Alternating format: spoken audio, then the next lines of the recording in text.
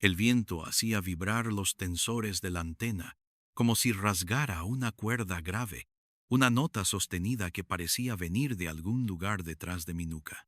Yo iba abrochado hasta el cuello, con el abrigo pesado, los dedos entumecidos dentro de unos guantes de lana áspera. Habían pasado las 10 cuando crucé la cinta amarilla y entré al edificio de ladrillo visto, un bloque de 3 plantas y pasillos largos, la clase de arquitectura que agudiza los silencios. Olía a pintura vieja y a humedad, y por debajo, como una vena que late bajo la piel, flotaba un perfume anisado, dulce y sucio a la vez, que no se correspondía con la mugre del vestíbulo ni con el felpudo mordido por años. Era la primera pista, aunque aún no lo sabía. Me llamaron porque a nadie le gustaban los casos sin ventanas. Yo, según dicen, me siento cómodo donde falta el aire, donde el mundo se vuelve pasillo y cerradura. La víctima era una profesora jubilada de literatura, Casilda Dorado, famosa entre los vecinos por regar los geranios a la hora exacta en que el faro encendía su ojo y por pelear con cualquiera que tirase colillas en la de los relojes que nunca atrasan, dijo el agente en la puerta mientras me entregaba una funda para los zapatos. En el tercer piso, el pasillo estaba tan quieto que los fluorescentes zumbaban como insectos atrapados, y, sin embargo, de vez en cuando, se oía el golpecito hueco del viento en las rejillas del conducto de ventilación, seguido de un susurro que no era palabra, pero tenía el peso de una palabra. Un rumor que atravesaba la capa de pintura y el yeso y decía algo que mi oído reconocía solo como inquieto. La escena era simple. La puerta del apartamento estaba cerrada por dentro, la cadena echada, una silla trabando la manija. No había signos de fuerza. Por la mirilla se veía la forma, caída a medio metro del pasillo interno, un cuerpo de costado con un brazo estirado hacia una caja de madera abierta. Llamaron a un cerrajero, forzaron sin romper, y cuando entramos, el interior tenía ese frío que no es de temperatura, el frío de la casa, que no conversó con nadie todo el día. El inspector Marín me saludó con un gesto seco. Su rostro parecía cortado a cuchilla, y la comisura del labio siempre se le iba hacia el lado derecho, como si fuera a escupir una invitación indecente. «Va a querer oír el silencio de esta casa», dijo, y me dejó pasar. El pasillo era estrecho, empapelado con flores desvaídas. A la izquierda, el salón; a la derecha, la cocina; al fondo, la habitación, y un baño diminuto que olía a jabón de glicerina. Todo estaba en su lugar, y sin embargo, nada lo estaba del todo. Un cojín estaba girado, mostrando la cremallera. Un vaso, que debía apoyar sobre un posavasos de corcho, descansaba directamente en la mesa, dejando un cerco húmedo. Detalles idiotas, dirá cualquiera, pero yo conozco cómo cuidan sus rutinas los que viven solos. En la madera barnizada de la mesa, además, había motas blanquecinas, finísimas, que al rozarlas con el dorso del guante se disgregaban como polvo de yeso mezclado con... La víctima reposaba de costado con los ojos abiertos como quien trata de descifrar el techo, y en la comisura de la boca un hilo oscuro se había secado en un surco. No había golpes, ni cortes, ni signos de defensa. Sus dedos, sin embargo, mostraban una tensión extraña, como si le hubieran cambiado la fuerza por su negativa. No apretaban nada, pero estaban marcados de uñas. A su alcance, una caja pequeña de madera, trabajada con filigrana, abierta. Dentro, un recipiente redondo, de vidrio lechoso, roto en 3 pedazos. Entre ellos, unos granos diminutos, opalescentes, que desprendían ese olor anisado que me había recibido en el vestíbulo, solo que ahora era más nítido, más incisivo. Olí más cerca, los forenses chistaron, pero yo ya había aprendido a no disculpar mi olfato, y allí estaba, no solo anís, algo seco, limonoso, que recordaba vagamente al alcanfor, y otro matiz, un amargor minero. «¿Qué tenemos?», pregunté. «Nada», dijo Marín, «y eso es lo que me molesta. Nada. Sin huellas, salvo las de ella. Sin cristales rotos, sin vecinos que oyeran un grito. El reloj de pared marcaba las 18:12 cuando el forense certificó que había dejado de hacerlo. Se había detenido a la misma hora. En el platillo de cobre del recibidor, 2 llaves, una de la puerta y otra de... Me acerqué al mueble del salón. Había un escritorio con cerradura. Adentro, papeles ordenados, cartas de antiguos alumnos, facturas, programas de teatro. Nada que gritara. Pero debajo de un fajo de cartas, había un recorte de periódico amarillento que hablaba de una leyenda urbana. La viuda de los silbidos, decía el título, y el subtítulo prometía una investigación sobre la superstición que durante décadas aterrorizó a los habitantes del barrio de La Cal, fechado 20 años atrás. Guardé aquel corte con mi libreta. Mientras los técnicos fotografiaban y tomaban muestras, yo caminé la casa en busca de sonido. No de música, ya nadie escucha música en las casas de los muertos, sino de la huella tenue que dejan las cosas cuando han sido movidas. Las alfombras pesan el paso, los roperos hospedan el eco de la ropa, las cortinas hacen crujir su polvo cuando alguien las corre. En el dormitorio, la cama estaba bien hecha, la colcha tensa, pero la ventana, aunque cerrada, tenía la traba superior en una posición intermedia que no coincidía con el hábito de un clima frío. Alguien la había empujado desde fuera o desde dentro, y luego la había corregido hasta el punto en que el metal no encajaba limpio, dejando un pelo de holgura. En la almohada, un cabello gris, y en la funda, una línea de humedad que parecía condensación reciente. Me incliné y aspiré a jabón de glicerina, y ese anís que se había posado como polvo de lluvia. ¿Qué es ese olor?, dijo Marín, detrás de mí. Lo noto desde la escalera. Anís, seguro. Y otra cosa. ¿Alguno vio una botella? No la había. En la cocina, sí. Había frascos de especias, un tarro de azúcar, uno de sal y, en el estante alto, una caja metálica de galletas de mantequilla con una etiqueta de Navidad. La bajé, la abrí, dentro, bolsitas pequeñas de tela cosidas con hilo rojo. Al oler una, el mismo perfume; al abrir otra, gránulos como los de la caja rota, mezclados con algo triturado, raíces secas quizá. Volví a cerrarla.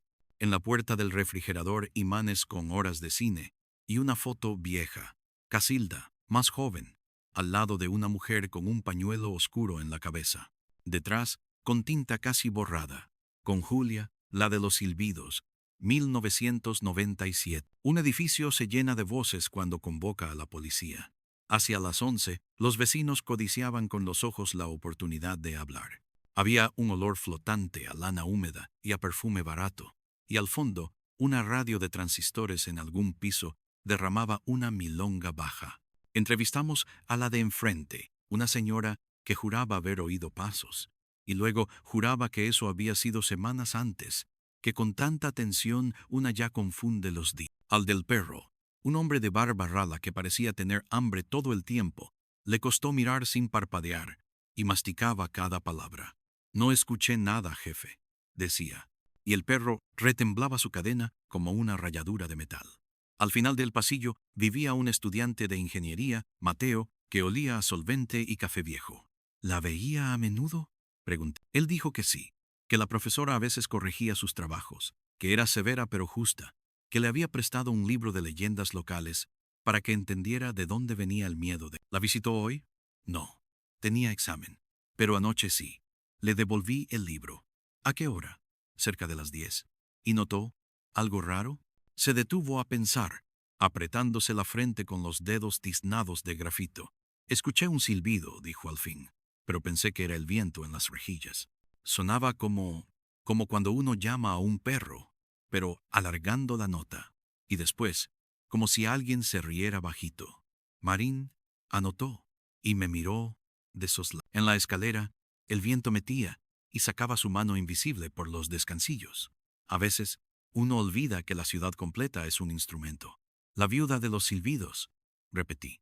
Marín se encogió de hombros, cansado.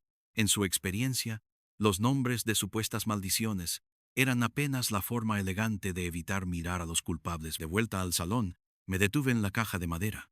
La tapa, tallada con un fino enrejado, había dejado, al cerrarse muchas veces, un dibujo de muescas en el borde inferior. Dentro, reconocí los restos de un sahumador artesanal. No era un frasco, sino una cavidad para quemar o calentar pequeñas resinas y hierbas. Las esferas opalescentes podrían ser lágrimas de resina, quizá benjuí o algo por el estilo, pero el olor anisado desplazaba cualquier conjetura hacia la farmacopea. En el borde, incrustada, había una astillita de barniz con un pelo negro pegado. Hice que lo recogieran. Más tarde sabríamos si era de Casilda o de otra. La autopsia preliminar no nos dio paz. Edema pulmonar, signos de asfixia. No había marcas en el cuello ni en el interior de la cavidad bucal que indicaran estrangulamiento manual o sofocación con almohada. Los bronquios mostraban una irritación que podía explicarse por inhalación de sustancias, veneno en el aire, a la manera antigua, y sin embargo, ninguno de los detectores de gas que traen los equipos registró fuga. Era como si una receta de abuela, esos remedios que se dicen para limpiar el aire de malas energías, se hubiese cargado de intención asesina. Con permiso del juez, pasé la noche en el edificio. Me llevé un termo con café fuerte y una libreta nueva. Dormitar sería improductivo. Prefería escuchar. A partir de la 1, cuando la ciudad cuenta sus secretos a las sábanas, el pasillo se volvió de un espesor raro. Las paredes parecían recostarse hacia adentro. Uno caminaba rozando los dedos por la pintura y sentía que la cal devolvía una vibración mínima, un rumor polvoriento. A las 2:20, escuché lo que Mateo había dicho. Un silbido corto, luego otro, y luego una risita mínima, esa que se hace por no estallar, por no hacer ruido, el temblor hendido entre la lengua y los dientes. Se coló por la rejilla del techo. Subí por la escalera hacia el último descansillo.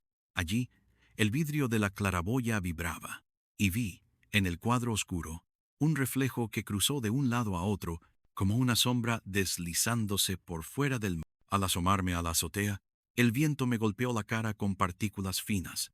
Olían al mismo anís agrio y a algo que quema los ojos. Caminé con cuidado entre tendederos vacíos. Una pinza de ropa chocó contra otra y produjo un sonido de cuchara en el rincón norte. Detrás del cuarto de limpieza había un cubo negro con cenizas recientes. Entre los residuos, descubrí la boca de una botella derretida y un residuo gomoso solidificado, como cera. Al tocarlo con el dorso del guante, se pegó. Lo olí, la punta del anís, otra vez. Y debajo, un aroma casi metálico, como el de los pitidos de una. Me quedé allí un rato, midiendo el pulso del viento, tratando de imaginar un recorrido. Alguien sube, enciende algo, el humo baja por el conducto, entra en los apartamentos. Pero ¿cómo habría entrado en el de Casilda si la puerta estaba cerrada y la ventana casi sellada? Los conductos, claro. En la cocina de cada apartamento hay una boca de extracción que conecta con el tubo principal. Si alguien introduce un humo denso y pesado arriba, puede correr la suerte del aire y depositarse en la primera boca que lo acoja. Pero eso es azar. Y a mí no me gusta el azar cuando vuelo. Bajé al segundo piso.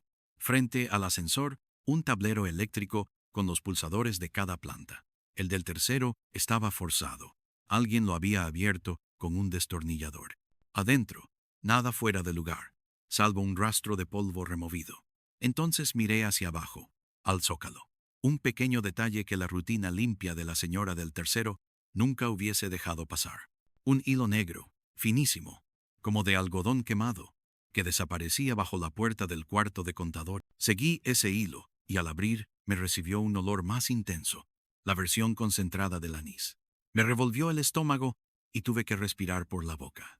Dentro, sobre cajas de herramientas, había restos de velas, fósforos gastados, una botella azul sin etiqueta, un cuaderno escolar y, apoyada contra la pared, una máscara de tela con filtros caseros hechos con capas de gasa y carbón vegetal. Empecé a pasar páginas del cuaderno con la punta del lápiz. Era una libreta de listas, ingredientes, horarios, anotaciones de observación. Prueba 1. Demasiado dulce. Prueba 2. Produce sueño, pero deja náusea. Prueba 5. Tosen y se les cierran los ojos. Y, en la margen, dibujitos de un rostro femenino rodeado de líneas ondulantes. Y la palabra viuda repetida, a veces sustituida por señora. Las letras eran apretadas, adolescentes, o de alguien que se entrena en dibujar el mundo con el filo de la obsesión. A las 4 de la mañana, cuando uno se pregunta si el amanecer vendrá o si la noche madurará hacia una espesura permanente, golpearon en el piso de abajo. 3 golpes cortos, ansiosos. Era el estudiante Mateo. Temblaba. No pude dormir, dijo. Y encontré esto en mi mochila. Me tendió un paquetito de tela, cosido con hilo rojo. Era igual a los que había en la caja de galletas de la cocina de Casilda. Estaba tibio, como si lo acaban de sostener mucho rato. No es mío, dijo. Se lo juro. Miré sus dedos. Tenían el borde de las uñas manchado de oscuro, no solo de grafito, sino de algo que recuerda a ceniza húmeda. Él siguió mi mirada y se escondió las manos en los bolsillos. Ayer, cuando le llevé el libro, me dio té con to. Olía como, ya sabe, anís. Asintió. Dijo que era infusión de fin de día, que la calmaba. Que últimamente había oído cosas, risas, y que estaban tratando de asustarla. Me miró como si yo supiera de qué habla. Me hizo prometer que, si oía el silbido, no respondiera. Que la viuda no cede. El viento giró en el hueco de la escalera y apagó por un segundo la luz del último tramo, antes de que chisporroteara y volviera con un zumbido rencoroso. Nos quedamos inmóviles, escuchando. Un paso. Dos. En algún punto del primer piso. El crujido húmedo de la madera vieja. Luego, otra vez, ese silbido corto, como de lengua cortando el aire. Mateo me agarró del brazo, y su agarre tenía la rigidez de un animal que presiente la trampa. Bajamos con... En el descanso entre pisos, algo rozó mi mejilla, como un cabello enredado en el aire. El olor se hizo más pesado.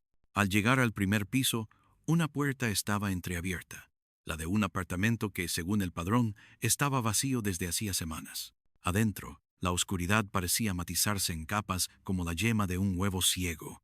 Entré con la linterna y la luz cortó polvo que bailaba, reflejando ese brillo que no es de luz sino de ojos en la oscuridad. No había muebles, salvo un colchón enrollado contra la pared. En el suelo, marcas circulares de hollín, como si se hubiesen encendido recipientes en varios puntos.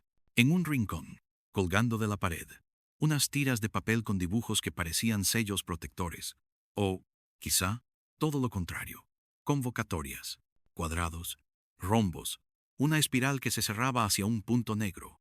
En el centro de la habitación, encontré un plato de cerámica, con restos de una sustancia cristalizada. La luz lamió el borde y devolvió ese brillo opalino de antes.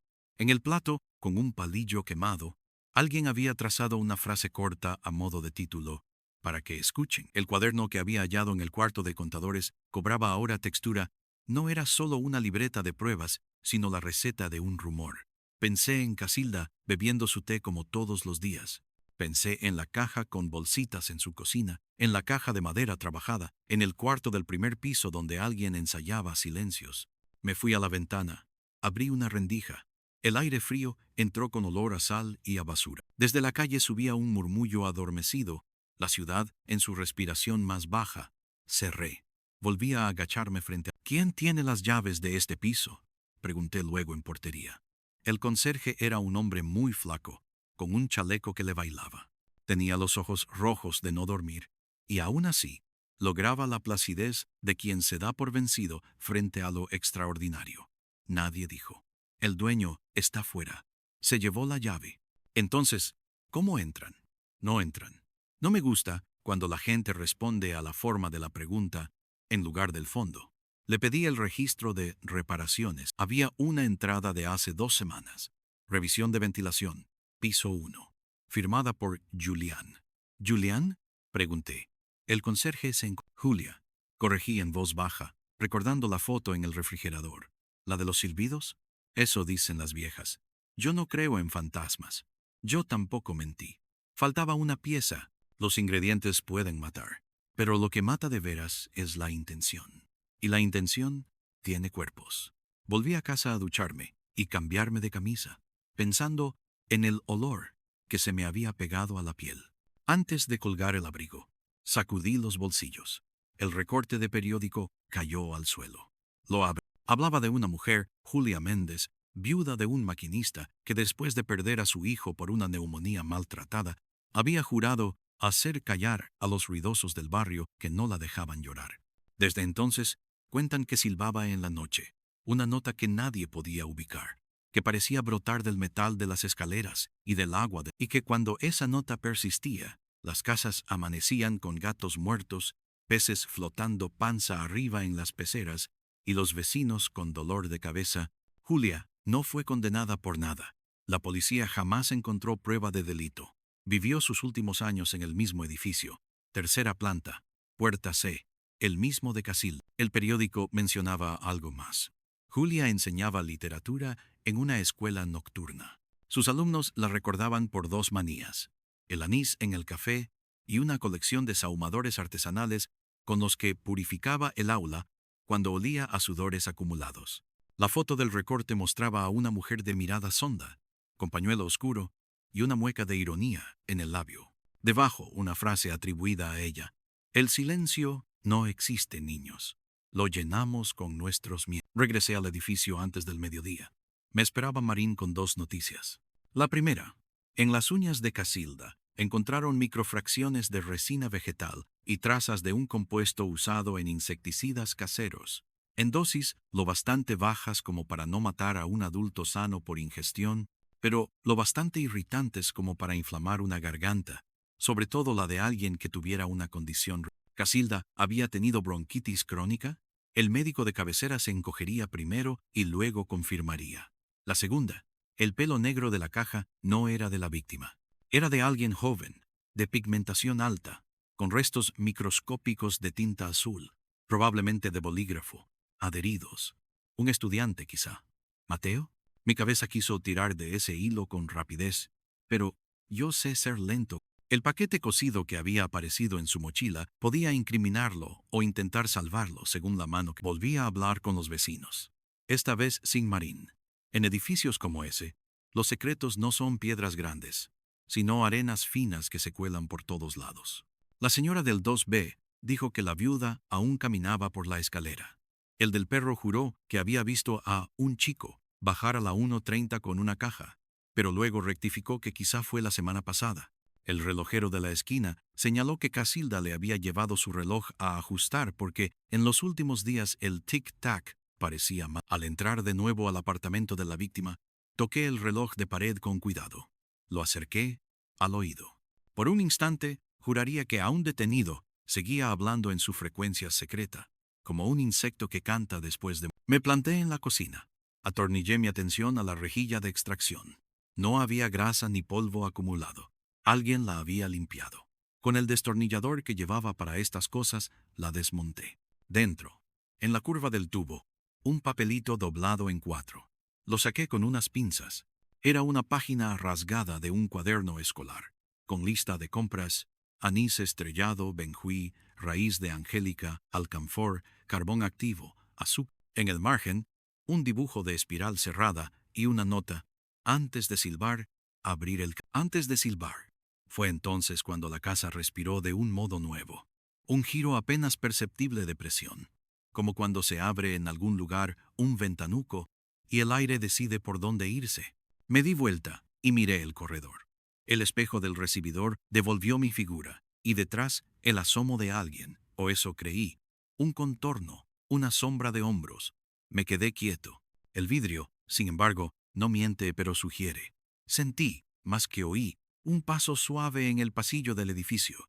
Abrí la puerta. Nadie, solo el viento, que había recorrido con prisa la escalera y traía consigo el aroma anisado cada vez más. Esa misma tarde, bajé al sótano donde guardan los libros y papeles de la comunidad de propietarios. El conserje, cansado, me dejó solo con una linterna y una caja de fósforos por si la electricidad decidía descansar. Entre los legajos encontré el archivo de Julia Méndez: facturas de mantenimiento, cartas al administrador, quejas por ruido y, en una carpeta azul, copias de su testamento. Nada que gritara, salvo un detalle: una carta sin fecha, escrita con tinta azul, dirigida a mi querida alumna C. Allí, Julia agradecía la paciencia con mis manías y hablaba de tu oído, que sabe diferenciar un silbido de un aliento. Firmaba con una flor dibujada a mano. C. Podía ser Casilda, alumna de la viuda, luego compañera, luego vecina. Un linaje de escuchas. ¿Qué se hereda de una mujer que domesticó el silencio de un barrio con su dolor? ¿Recetas? ¿Advertencias? Salí del sótano con la carta en el bolsillo y un punzado de escalofríos en la nuca. En el patio interior, una cuerda de ropa vibraba sin prenda. Solo vibraba por el gusto de vibrar, como si alguien a quien no vemos la pellizcara de a ratos. Me detuve a escuchar. Muy lejos, el faro arrojó su ojo y un pájaro nocturno cruzó como una coma. En el hueco del edificio, un silbido casi devoto subió. y mi nombre, o algo como mi nombre, pareció adherirse a ese fin. Fue entonces cuando acepté que lo que mató a Casilda no fue solo una combinación de anís y resinas, ni solo el azar de un humo extraviado en las tripas del edificio. Fue un lenguaje, y alguien lo hablaba con fluidez. Alguien que sabía, antes que nosotros, que el miedo se administra por notas largas, que la justicia puede confundirse con un rumor, y que hay puertas sin llave, que se abren desde la respiración misma de la... A la noche siguiente volvería, y en la azotea, donde el cubo negro aún exhalaba su orfandad caliente, buscaría el resto de los nombres. Pero, por ahora, el caso respiraba, y su aliento anisado, amargo se me quedaría en la ropa mucho después de que me quitara el... Y mientras anotaba con letra lenta los ingredientes del silencio, sentí que a través de las rejillas, del tubo de ventilación y del espesor de la cal, otro silbido respondía, como quien dice, estoy aquí. Y el edificio entero, pieza por pieza, se dispuso a escuchar. El amanecer llegó como un bisturí frío. La luz gris de la mañana apenas lamía las fachadas del barrio cuando regresé al edificio con el café de máquina en la mano y los ojos llenos de esa noche sin sueños. Todo seguía igual, pero distinto. El aire tenía ahora una densidad distinta, como si el edificio hubiera inhalado mis sospechas y las estuviera macerando. Al subir la escalera, cada peldaño devolvía un crujido diferente, como si estuviera anunciando. Me detuve en el rellano del tercer piso y apoyé la palma contra la pared. La pintura devolvía una vibración mínima, un pulso sordo. En algún lugar, detrás del yeso, el viento soplaba y moldeaba un silbido casi inaudito. Mateo me esperaba con los ojos ojerosos y un gesto crispado. Sus manos temblaban un poco cuando me entregó el cuaderno que había encontrado en el cuarto de contadores. Anoche no me atreví a abrirlo más, murmuró. Pero hay dibujos y nombres. Lo hojeé despacio. Las páginas siguientes eran más caóticas. Palabras sueltas, prueba, vapor, esencia, anís, raíz y esquemas del edificio trazados en lápiz azul. Flechas desde la azotea hasta las rejillas de ventilación, con marcas en los apartamentos. En el tercero, puerta C, donde vivía Casilda, alguien había dibujado un espiral doble, como una diana. En el margen, a mano temblorosa, para que recuerde. No supe si era un plan, una advertencia o un rito. El inspector Marín llegó unos minutos después. Su cara era una mueca de hierro. El laboratorio confirmó que el polvo de la caja de galletas es una mezcla de resinas y raíces, dijo. Quemadas producen un humo irritante. En dosis bajas un sedante. Con bronquitis puede ser mortal. Me enseñó un sobre con resultados preliminares. ¿Veneno?, pregunté. No exactamente. Un veneno de aire. Algo que alguien usó para asustar, no para matar. Pero mató. A través de la ventana del rellano, la ciudad despertaba con los motores de los autobuses y el sonido metálico de las persianas. El edificio, en cambio, parecía sostener la respiración. Me apoyé en el marco y miré al joven. Mateo, dime la verdad, susurré. ¿Quién te dio ese paquete? Se mordió el labio y bajó la cabeza. No lo sé. Alguien lo puso en mi mochila. Anoche me quedé dormido sobre mis apuntes. Cuando desperté, estaba ahí. La cocina de Casilda aún olía a ese anís. Desmonté la rejilla por completo y seguí el tubo con una linterna. 1 metro más arriba, encontré una marca de hollín fresco, como un beso de humo en el metal. Eso confirmaba mi hipótesis. Alguien había liberado el vapor desde otro punto. ¿Pero quién tenía acceso? Subí a la azotea. El cubo de ceniza seguía allí, con la botella derretida en su interior. Revolví con una varilla. Encontré un trozo de tela quemada, como de pañuelos. En una esquina se leía, casi borrado, un nombre bordado: Julia. El viento en la azotea me golpeó la cara. Traía un silbido, un tono largo, que parecía decir mi nombre al revés. Me agaché y puse la mano sobre el cemento frío. Bajo mis dedos vibraba un ritmo, 2 pulsos cortos, uno largo, como un código. Recordé la frase en el recorte de periódico: el silencio no existe. Lo llenamos con nuestros miedos. Y si alguien estaba usando esa leyenda como pantalla para algo más. Volví al interior y recorrí los pasillos. Cada puerta parecía escucharme. En el primero, el apartamento vacío me llamó otra vez. Entré con la linterna encendida. El aire estaba más denso. El plato de cerámica seguía en el centro, pero alguien había dibujado alrededor un círculo nuevo de ceniza. Al tocarlo, la ceniza aún estaba tibia. Es decir, alguien había estado allí después de mí. Miré alrededor. En la esquina, una sombra se movió. Levanté la luz. Era Mateo, con la cara pálida. No podía quedarme en casa, dijo. ¿Qué haces aquí? Tenía que ver. Su voz se quebró. Anoche escuché que alguien bajaba y no pude. Se arrodilló y tocó el plato. Su dedo dejó un surco en la ceniza. Lo miré con cuidado. En sus uñas había restos del mismo polvo. Mateo, dije, bajo, esto te incrimina. No, yo no. Yo solo escuchaba. Casilda me contaba historias de Julia. Me enseñó las leyendas. Decía que alguien la estaba acosando, que la viuda había vuelto. Me pidió que, si oía silbar, no respondiera.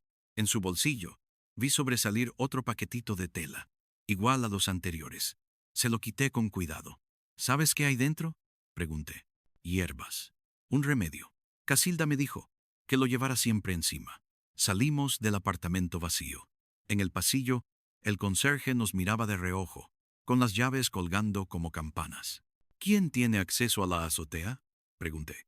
Todos los vecinos. Pero la llave del cuarto de limpieza la tengo yo, respondió con un tono neutro. Enséñemela. El cuarto de limpieza estaba lleno de botellas de detergente y escobas. En el estante superior, detrás de un cubo, encontré otra caja de madera igual a la de Casilda, esta cerrada. La abrí. Dentro, bolsitas de tela cosidas con hilo rojo. Las mismas. El conserje me observaba con ojos opacos. ¿Esto es suyo? Pregunté. Yo solo guardo lo que me dejan. Su voz era tan plana que me produjo un escalofrío. Regresé al apartamento de Casilda y repasé de nuevo los detalles. El reloj detenido, la foto con Julia, el té de anís, la caja de galletas, el cuaderno con fórmulas, las flechas desde la azotea y un hilo negro que conectaba a todos. Alguien había aprendido la receta de Julia y la había perfeccionado. ¿Pero para qué? ¿Para castigar a Casilda? ¿Para continuar un ritual? ¿Para asustar y matar sin tocar? Al caer la tarde, cuando el sol se filtraba rojo por las ventanas, recibí un mensaje del laboratorio. El pelo negro, hallado en la caja, no era de Mateo. Era de una mujer joven. La muestra coincidía con otra encontrada en el cuarto de contadores. Una mujer que aún no habíamos identificado. Mi estómago se encogió.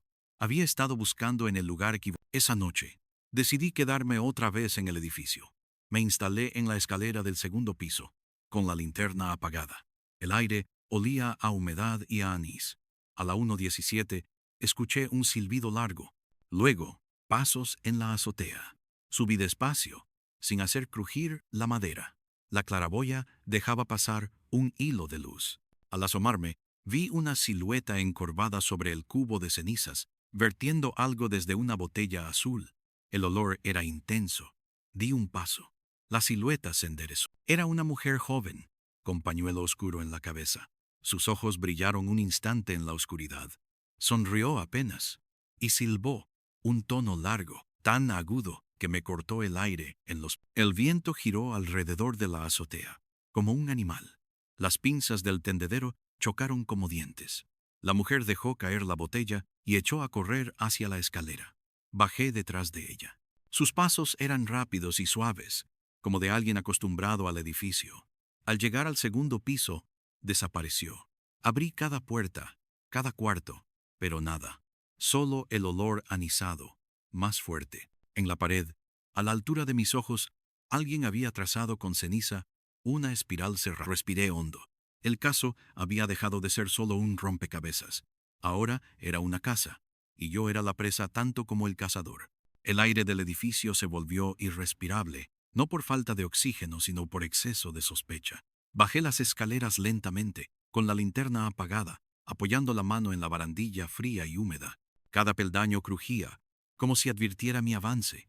El olor anisado era ahora un velo denso que descendía. Había ceniza en los rincones, pequeñas huellas oscuras como pétalos quemados. El edificio entero parecía preparado para un acto final, como si todos sus tubos y grietas fueran instrumentos afinados para una nota única y letal. En el rellano del segundo piso, una puerta estaba entreabierta. El apartamento del estudiante Mateo. Entré sin ruido. Sobre la mesa Extendidos, había libros de ingeniería, apuntes garabateados, y en medio de todo, la carta de Julia Méndez a C, que yo había guardado en el bolsillo. La carta había desaparecido de mi abrigo. Alguien la había colocado allí, abierta, como si quisiera que la leyera en voz. Y en la parte inferior, con tinta fresca, había una frase nueva. Silva. Cuando un escalofrío me recorrió la espalda.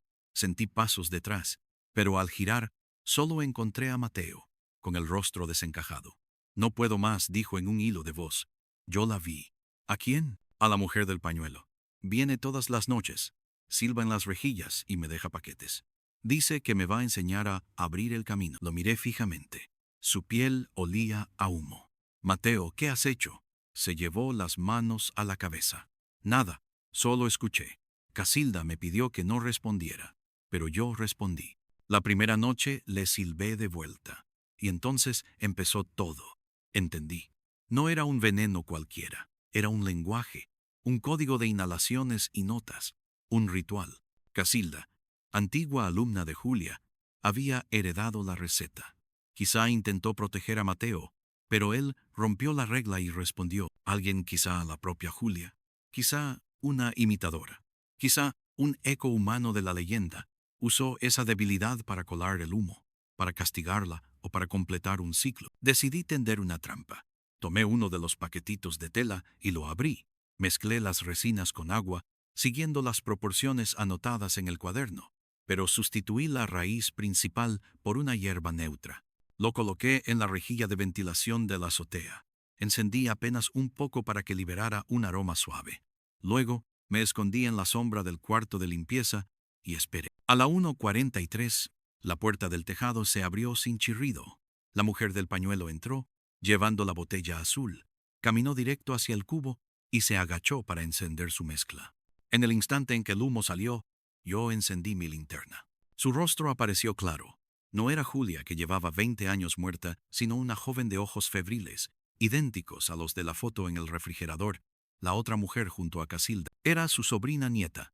Según descubriría después en los archivos, se llamaba Celia Méndez. ¿Por qué?, pregunté, con la luz clavada en su cara.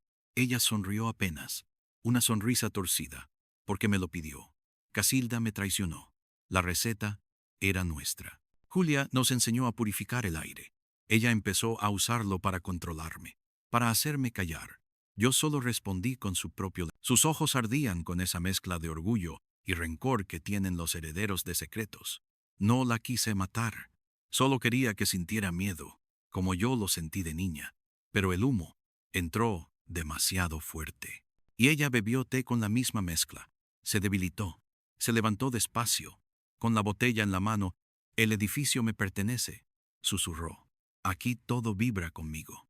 Hasta usted, detective, ya respira mi nota.